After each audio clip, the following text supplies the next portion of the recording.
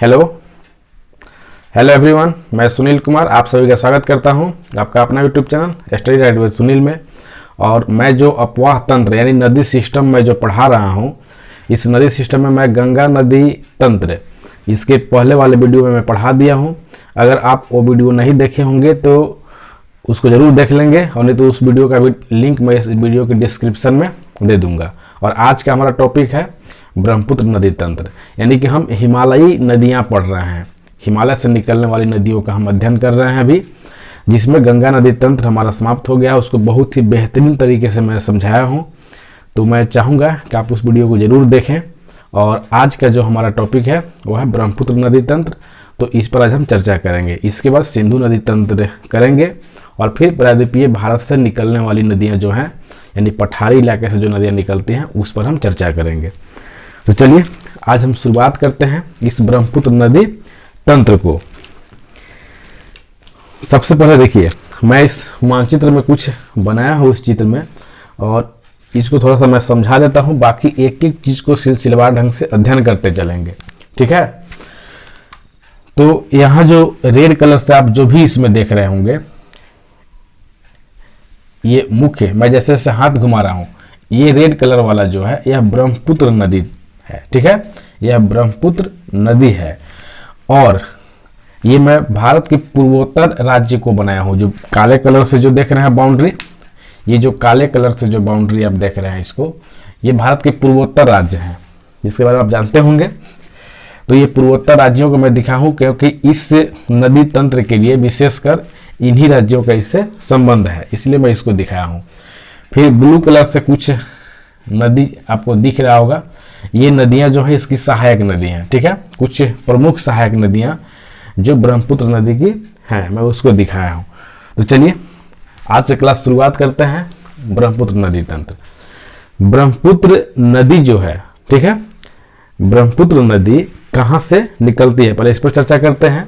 तो सबसे पहला पॉइंट लिखिए कि ब्रह्मपुत्र नदी आप यहां जो देख रहे हैं, यह जो है किस देश से निकलती है, तो चाइना से, ठीक है। किस पठार से, तो तिब्बत के पठार, यानी कि हिमालय पर्वत जो है, हिमालय पर्वत के उत्तर में, हिमालय पर्वत के उत्तर में तिब्बत के पठार से, वहां पर मानसरोवर झील है। कौन सा झील है? मानसरोवर झील।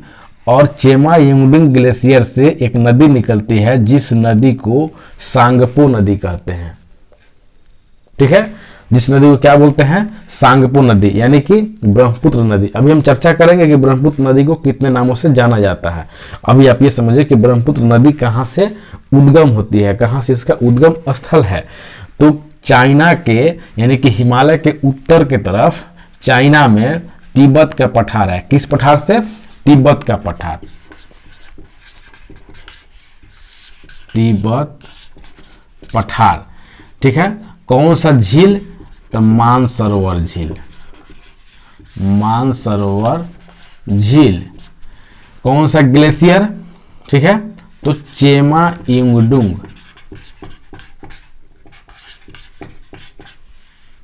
चेमा यंगडुंग ग्लेशियर। एक एक चीज को चर्चा करते चलेंगे आराम से, ठीक है।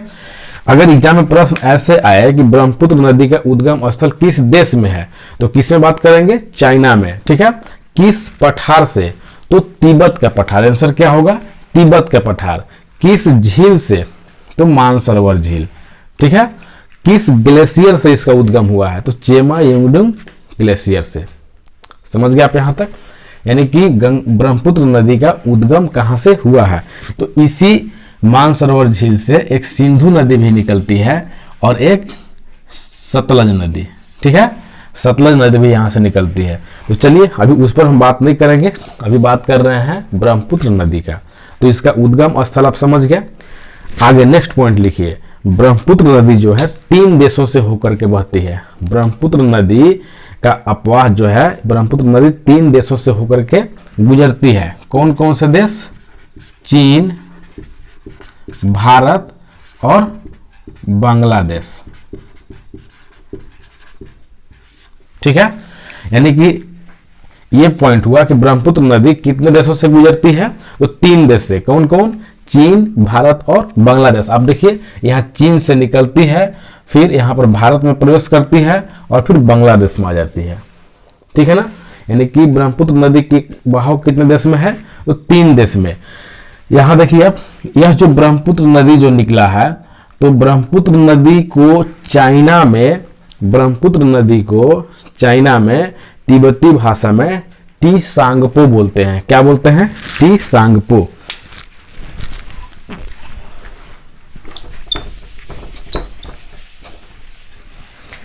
ब्रह्मपुत्र नदी को ये चाइना में क्या बोलते हैं, सांगपो।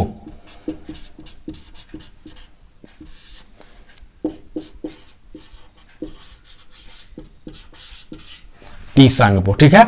यानी कि ब्रह्मपुत्र नदी को चाइना में सांगपो बोलते हैं, और यह जो है हिमालय के समानांतर यानी हिमालय के साथ साथ यह नदी उत्तर की ओर बहते हुए यानी कि पश्चिम से पूरब की ओर प्रवाहित होती है। जब ब्रह्मपुत्र नदी का यहाँ से उद्गम होता है मानसरोवर झील से, तो यह पश्चिम से पूरब की ओर हिमालय के साथ साथ यानी बृहद हिमालय के साथ साथ प्रवाहित होती है।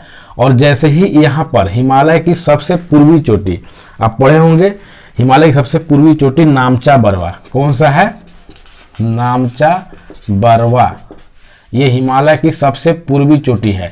आप नहीं देखे होंगे तो हम जो हिमालय पर्वत के बारे में जो मैं पढ़ाया हूँ उस टॉपिक को आप देख लेंगे, वहां से आपको समझ में आ जाएगा। हिमालय की सबसे पूर्वी चोटी नामचा बरवा जो है, यहाँ देख रहे हैं मैं जो काला कलर से बनाया हूँ, ये हिमालय की सबसे पूर्वी चोटी है।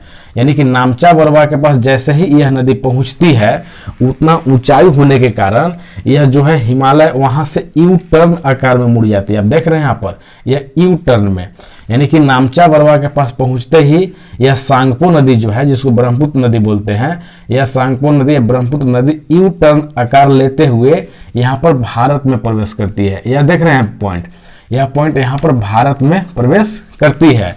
यानी कि भारत में ब्रह्मपुत्र नदी किस राज्य में प्रवेश करती है, तो अरुणाचल प्रदेश में। कौन सा राज्य में, अरुणाचल प्रदेश में सबसे पहले भारत में यहाँ पर प्रवेश करती है। कौन सी नदी, ब्रह्मपुत्र नदी। अरुणाचल प्रदेश में जिस जगह पर यह प्रवेश करती है वो बृहद हिमालय को काटती है, ठीक है। बृहद हिमालय को काट करके एक गार्ज का निर्माण करती है। गार्ज क्या होता है, जैसे देखिए ये मान लीजिए कि पर्वत है, इस पर्वत पर अगर जो कोई नदी इधर से बहते हुए यहाँ आ रही है, ठीक है, तो यहाँ जब पर्वत है तो इसको काट करके इस प्रकार से ऐसे आकार में इसका निर्माण हो गया।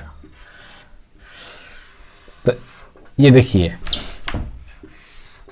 ठीक है, तो यह कैसा बन गया, देख रहे हैं यह एक गड्ढा है, नदी फिर यहां से बहेगी, इस जगह से नदी निकलेगी, ठीक है ना।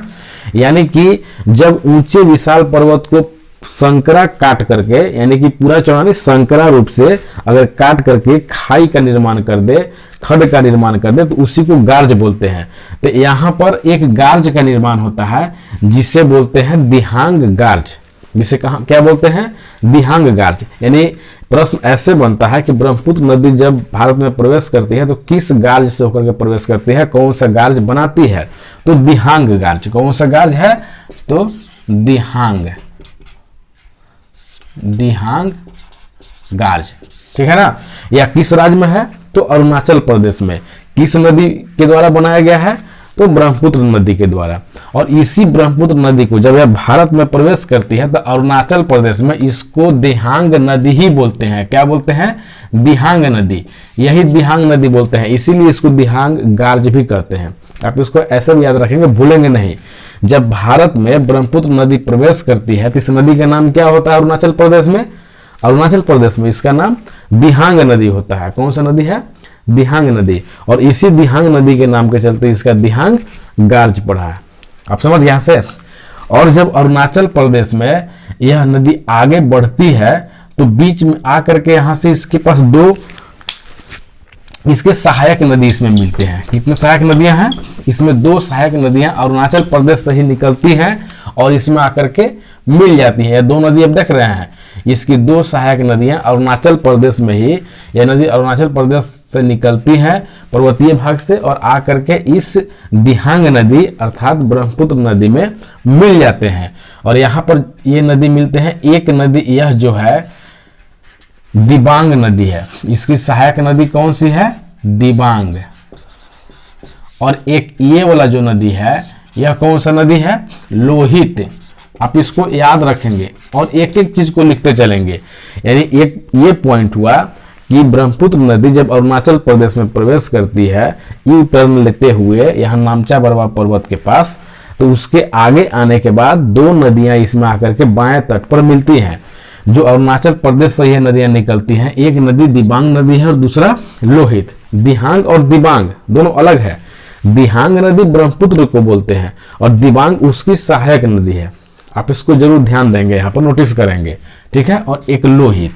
फिर जैसे ही ये नदियां इसमें मिलती हैं आकर के, तो इस ब्रह्मपुत्र नदी का जल जो है बहुत विशाल हो जाता है, मतलब कि और इसमें जल भार बढ़ जाता है।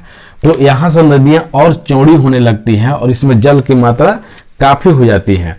तो यहां से यह जो काले कलर का पॉइंट देख रहे हैं, देखिए यहाँ जो काले कलर के जो पॉइंट है, ये जो है यहाँ से यह असम में प्रवेश कर जाती है। अरुणाचल प्रदेश का पार्ट देखिए, अरुणाचल प्रदेश कहाँ है, ये देख रहे हैं, ये ऐसे ऐसे अरुणाचल प्रदेश आता है। और ये मान के चलिए कि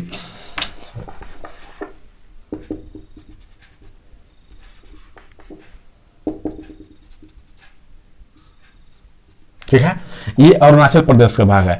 यानी कि अरुणाचल प्रदेश के बाद यहां से यह जो है असम घाट में प्रवेश कर जाती है। यही जो है ब्रह्मपुत्र नदी यहां से असम में, यह पॉइंट जो है सदिया कहलाता है। कौन सा पॉइंट है? यह सदिया है। यानी कि असम में सदिया से लेकर के एक पॉइंट यहां है लास्ट में धुबरी। यानी कि ब्रह्मपुत्र नदी अरुणाचल प्रदेश के बाद किस राज्य में प्रवेश करती है? तो असम में। असम में कहां प्रवेश करती है? तो सदिया के पास, ठीक है ना। इस क्षेत्र को बोलते हैं,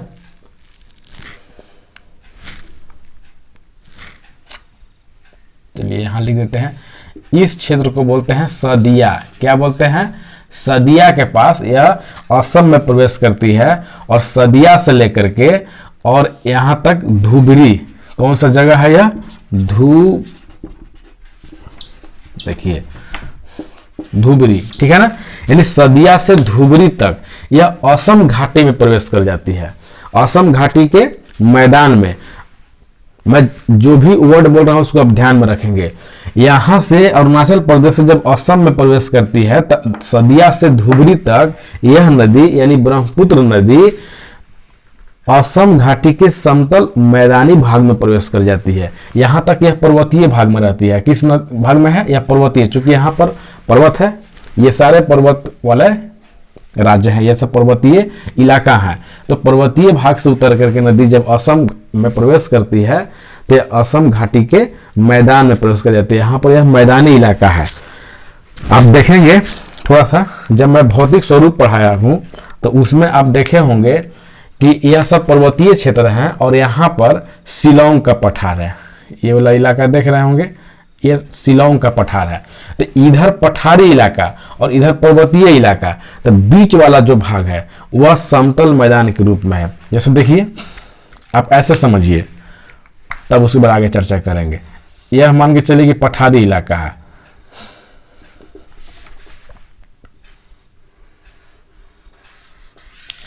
ये मान लीजिए कि हिमालय पर्वत है, यह उत्तर मान लीजिए, ठीक है, और यह दक्षिण में मान लीजिए। उत्तर में हिमालय पर्वत है और यह दक्षिण में यह शिलांग का पठार, यह देख रहे हैं, यह शिलांग का पठार हो गया, यह हिमालय पर्वत हो गया। तो यहाँ से जब यह नदी यू टर्न ले रही है नामचा बरवा से और अरुणाचल प्रदेश को पार करके जब असम में प्रवेश करे तो यह असम का समतल मैदान है, ठीक है ना। यह घाटी के समतल मैदान, यानी कि ये भी ऊंचा उठा हुआ भाग है और ये तो पहाड़ी इलाका है ही। तो यह जो भाग है यह और इसकी अपेक्षा और इसके अपेक्षा बीच में समतल मैदान है, यानी कि समतल मैदान का घाटी है। और इसी समतल मैदान की घाटी में असम नदी, अरे सॉरी असम नहीं, ब्रह्मपुत्र नदी प्रवाहित हो रही है। और यह किस राज्य में है? तो असम में। अब असम में ही आने के बाद इस नदी का नाम ब्रह्मपुत्र होता है। असम में इस नदी को क्या बोलते हैं? ब्रह्मपुत्र नदी बोलते हैं। यानी कि जहां से नदी निकलती है टी सांगपो, सांगपो नदी कहलाती है चाइना में, और उसके बाद जब भारत में प्रवेश करती है तो अरुणाचल प्रदेश में इसको दिहांग नदी बोलते हैं। और अरुणाचल प्रदेश पार करके जब यहाँ पर असम में प्रवेश कर जाती है सदिया के पास, तो असम, पूरे असम घाटी में इस नदी को ब्रह्मपुत्र नदी कहा जाता है। तो ब्रह्मपुत्र नदी असम में कैसी घाटी में बहती है? तो असम में समतल घाटी में बहती है, ठीक है ना। और इस समतल घाटी कैसे है तो आप यहां समझ गए होंगे कि इसके दक्षिण में, इस साइड में शिलोंग का पठार है और उत्तर में पहाड़ी इलाका, पर्वतीय इलाका है। तो बीच वाला जो भाग है वो असम के घाटी का मैदान है। आप यहां तक समझ गए। उसके बाद जब यहां से नदी का जल भार तो अधिक होता है, और इसकी एक विशेषता और है, यह नदी जो है असम में गुम्फित मार्ग का निर्माण करती है, यानी गुम्फित मार्ग में बहती है। कौन सा मार्ग में? गुम्फित मार्ग। गुम्फित मार्ग, यानी कि गुम्फित मार्ग में यह नदी बहती है। यह गुम्फित मार्ग भी बनाती है, जिसके कारण बीच बीच में टीला, यानी कि स्थलीय भूभाग ऊपर उठ गया है। बीच बीच में स्थलीय भूभाग इसमें ऊपर उठ गया है। तो स्थलीय भूभाग ऊपर उठने के कारण इस ब्रह्मपुत्र नदी में द्वीप का निर्माण हो गया है। क्या चीज का निर्माण हुआ है? द्वीप। अब द्वीप जानते होंगे कि जिसके चारों बगल से अगर जल घेर दिया तो बीच में अगर स्थलीय भाग है तो उस भाग को द्वीप बोलते हैं। जैसे ये मान लीजिए कि पूरा स्थल वाला भाग है और चारों बगल से जल से, चारों तरफ से जल से घिरा हुआ है, तो इसको द्वीप बोलेंगे, ठीक है ना। तो ठीक इस नदी में, ब्रह्मपुत्र नदी में क्या होता है कि जगह जगह पर बहुत सारे द्वीपों का निर्माण हो गया है। जैसे आप देख रहे होंगे कि यहाँ पर ऐसे बहुत सारे द्वीप इसमें बने हुए हैं, छोटे बड़े बहुत द्वीप हैं। लेकिन इसमें विशेष करके एक बहुत बड़े द्वीप का निर्माण हुआ है जिसे माजुली द्वीप बोलते हैं। क्या बोलते हैं? माजुली द्वीप। देखिए यह जो काले कलर के दिख रहा है आपको, यह है माजुली द्वीप। कौन सा द्वीप है? माजुली। यह कैसा द्वीप है? माजुली द्वीप जो है वह एक नदीय द्वीप है। कैसा द्वीप है? नदीय द्वीप। समझ गए?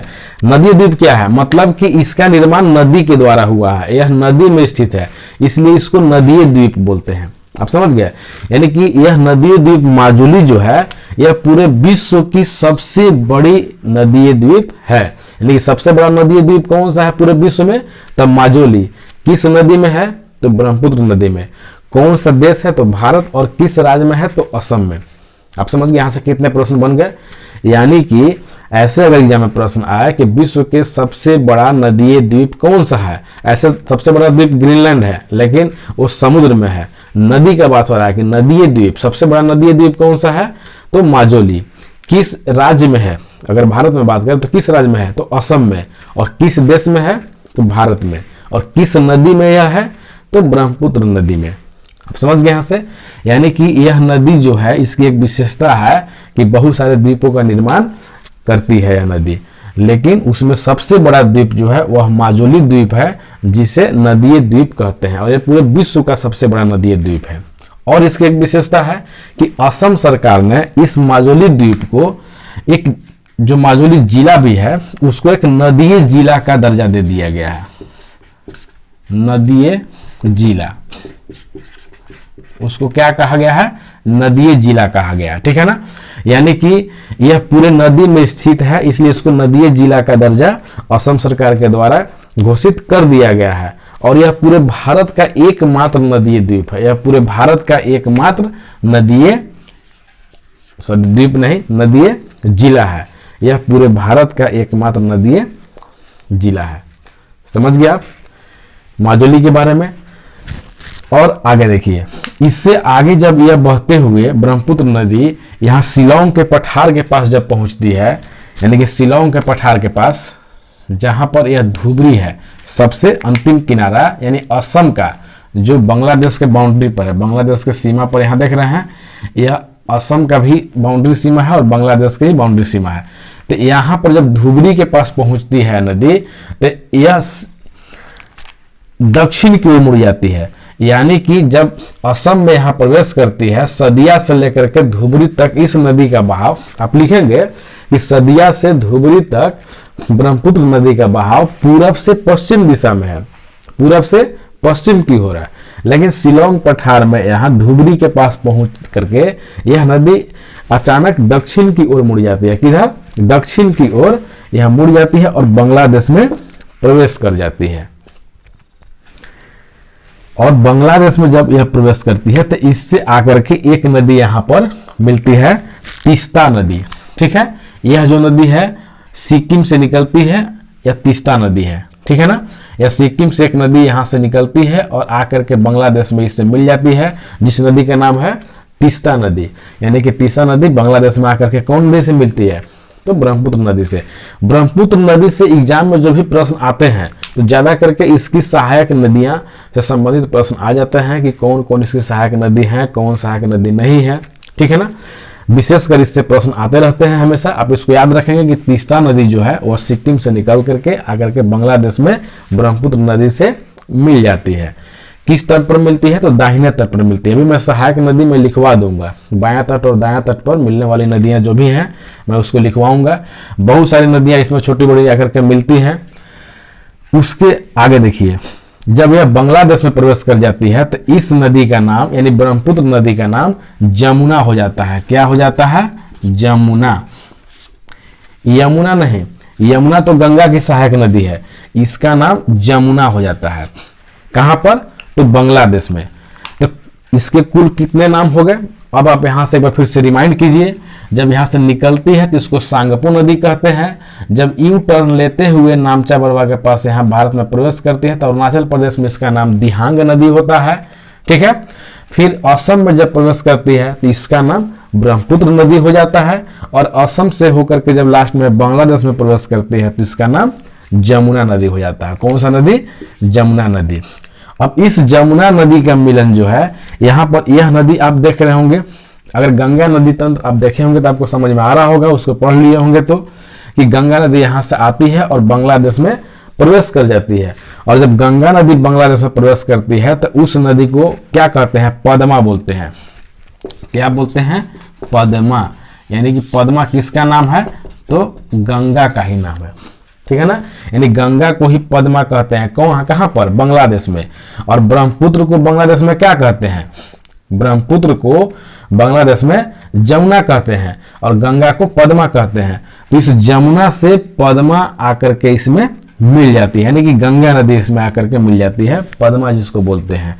और जब यह दोनों धारा आपस में मिल जाते हैं, यानी कि जमुना और गंगा जिसको बोलते हैं पद्मा, यानी कि पद्मा और जमुना जब आपस में मिलते हैं बांग्लादेश में, तो दोनों का मिला हुआ एक संयुक्त धारा जो है, इस धारा को पद्मा ही कहा जाता है। इस धारा को क्या बोलते हैं? पद्मा ही कहा जाता है। आप समझ गए? इसको समझ गए होंगे कि जब यह बांग्लादेश में प्रवेश करती है तो इसका नाम जमुना हो जाता है। और इसी जमुना से दाहिने तट पर जो गंगा बांग्लादेश में पद्मा कहलाती है, आकर के पद्मा नदी इसमें मिल जाती है। और दोनों के मिले हुए संयुक्त धारा को क्या नाम दिया जाता है? तो पद्मा नदी ही कहते हैं। और इस पद्मा नदी में आगे आकर के एक नदी और जो मणिपुर से निकलती है, नदी देख रहे हैं यहाँ मणिपुर से निकल रही है और मणिपुर से उद्गम होकर के और आकर के बांग्लादेश में प्रवेश करते हुए यह जमुना से जमुना नहीं, पद्मा से मिल जाती है। ठीक है ना, इस पद्मा से आकर के कौन नदी मिलती है? यानी कि पद्मा में आकर के यह जो है बराक या मेघना, जो मणिपुर से एक नदी निकलती है, इस नदी का क्या नाम है? बराक या मेघना। बराक या मेघना, तो यह बराक नदी या मेघना नदी इसी को बोलते हैं। तो पद्मा में जब आकर के यह मेघना नदी मिल जाती है तो ये दोनों का संयुक्त धारा जो है वह मेघना कहलाती है। ठीक है ना, दोनों का संयुक्त धारा क्या कहलाता है? मेघना। यानी कि इस पद्मा में जब यह मेघना नदी आकर के मिलती है तो इस दोनों के संयुक्त धारा को मेघना कहते हैं। जब दोनों नदी आपस में मिलते हैं तो इस धारा को मेघना बोलते हैं। यानी कि मेघना नाम से ही गंगा और ब्रह्मपुत्र नदी का जल बंगाल की खाड़ी में विसर्जित होता है। यानी कि बंगाल की खाड़ी में अपना जल कौन नदी गिराती है? तो मेघना नदी गिराती है। समझ गए आप? यानी कि जो गंगा नदी बहते हुए आती है और बांग्लादेश में पद्मा बन जाती है, और ब्रह्मपुत्र नदी बहते हुए आता है और यह बांग्लादेश में जमुना बन जाता है, और दोनों की संयुक्त धारा, पद्मा और जमुना की संयुक्त धारा जो होता है वह पद्मा ही कहलाता है। और जब पद्मा और मेघना, ठीक है, जब पद्मा और मेघना आपस में मिलते हैं तो मेघना नदी ही कहलाते हैं। और उसी मेघना नदी के माध्यम से, यानी कि मेघना नदी के नाम जो है, मेघना नदी के नाम से ये दोनों नदियों का जल बंगाल की खाड़ी में अपना जल गिराती है। आप ऐसा समझ गए होंगे। चलिए अब इसमें महत्वपूर्ण चीज और क्या है उसको समझ लेते हैं। यानी कि ब्रह्मपुत्र नदी की सहायक नदियां, कुछ इसकी सहायक नदियां हैं जिसके बारे में मैं लिखवा दे रहा हूं, उसको अब जरूर याद कर लेंगे। तो देखिए आप यहां पर लिखिए कि इसके दाहिने तट पर मिलने वाले कौन कौन सी सहायक नदी हैं और बाएं तट पर मिलने वाले कौन कौन सी सहायक नदी है। मैं यहां लिख दिया हूं, दिख रहा है आपको? आप इसको लिख लें। दाहिने तट पर मिलने वाले सुबनसिरी, कामेंग, मानस, तीस्ता और पद्मा, और बाएं तट पर मिलने वाले दिबांग, लोहित, धनसिरी, बराक या मेघना। ठीक है, आप इसको नोट कर लेंगे। देखिए दाहिने तट और बाएं तट क्या होता है? जब नदी ऐसे प्रवाहित हो रही है, इधर से इस दिशा में अगर नदी प्रवाहित हो रही है, ठीक है, तो जब नदी ऐसे प्रवाहित हो रही है तो ये दाहिने तट हो गया और ये वाले बाएं तट हो गया। जैसे आप इधर से जैसे जाएंगे तो इधर दाहिना तट, जैसे मान लीजिए आप इधर से जा रहे हैं, इधर दाहिना तट और इधर बायां तट होता है ना, तो नदी भी जब इस दिशा में जब बह रही है तो इधर दाहिना तट और इधर बायां तट, तो दाहिने तट पर आकर के मिलने वाले ये इतनी सारी नदियां महत्वपूर्ण, वैसे बहुत सारी नदियां हैं लेकिन मैं इस पर मानचित्र पर दिखाया भी नहीं हूँ क्योंकि छोटी छोटी नदियां हैं, बहुत सारे हैं, और एग्जाम में ऐसे प्रश्न उतना नहीं इसमें पूछता है कि मतलब कौन नदी कहाँ से निकलती है क्या है, क्योंकि यहाँ देखिए पर्वतीय इलाका है, पहाड़ी इलाका है, यहाँ से नदियाँ निकलती हैं और इसमें आकर के मिल जाती हैं। छोटी छोटी नदियाँ हैं, यहाँ से निकलती हैं, ऐसे आकर के इसमें मिल जाती हैं। ठीक है, कुछ शिलांग के पठार से नदियाँ निकलती हैं, आकर के इसमें मिल जाती हैं। तो इतने महत्वपूर्ण कहाँ से निकलती हैं, कैसे हैं, वो चीज़ नहीं है, बल्कि इनकी सहायक नदियाँ कौन कौन सी हैं, कभी उसमें करेक्ट ऑप्शन चुनने के लिए देता है या तो उसको मैच करने के लिए दे देता है, आप उसको जरूर देख लेंगे। ठीक है, कि दाहिने तट पर मिलने वाले कौन सी नदियाँ हैं और बाएं तट पर मिलने वाले कौन सी नदियाँ हैं। तो दाहिने तट वाले इतने और बाएं तट वाले ये जो हैं ये सारे महत्वपूर्ण हैं जो एग्जाम में कभी न कभी पूछे गए हैं। तो इस हिसाब से आप इसको तैयारी करेंगे। तो मैं उम्मीद करता हूँ कि आपको ये वीडियो पसंद आया होगा, और अगर ये टॉपिक पसंद आया होगा तो इस वीडियो को लाइक करें, अपने दोस्तों को शेयर भी करें, और जो भी व्यूअर्स हमारे इस चैनल पर नया हैं वो कृपया इस चैनल को सब्सक्राइब भी करें और बेल आइकन को प्रेस कर लें। उससे होता क्या है कि वीडियो आपके पास तुरंत पहुंचेगा जैसे ही मैं वीडियो अपलोड करूंगा, और मुझे तो थोड़ा एनर्जी मिलता ही है, मेरा हौसला होता है, मोटिवेशन मिलता है। ठीक है, तो चलिए फिर आगे मिलते हैं नेक्स्ट वीडियो में, और तब तक के लिए थैंक यू।